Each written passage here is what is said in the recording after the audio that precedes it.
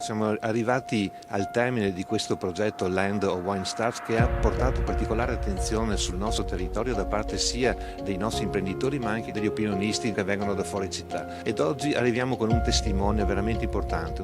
Sta per accadere, dunque stiamo davvero per cominciare. C'è il grande chef pluristellato Carlo Cracco, perché? Perché sicuramente è un ambasciatore della nostra regione, del nostro territorio, perché vogliamo parlare della produzione locale, la produzione primaria, insomma la biodiversità. È bello che Padova e Colli Euganei abbiano deciso di fare questo momento di riflessione coinvolgendo personaggi come Carlo che insomma sono ormai dei brand del Made in Italy a livello internazionale, dell'enogastronomia.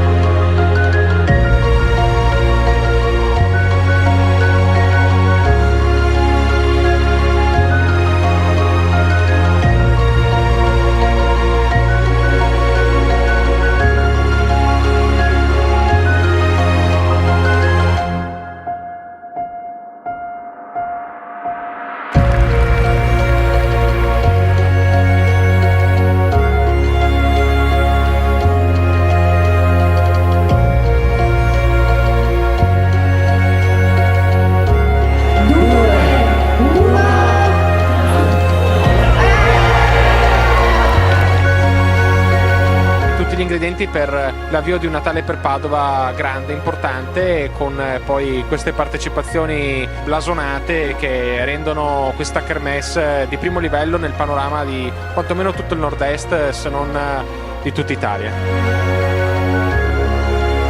La bottiglia con cui abbiamo celebrato i 50 anni della DOC Colli Euganei, che Carlo Cracco ha stappato davanti ai padovani e che tutti i padovani stanno bevendo qui nel cortile di Palazzo Moroni, il territorio è qua.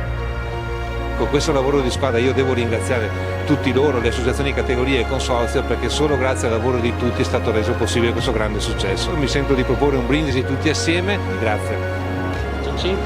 Tanti auguri e buon Natale a tutti.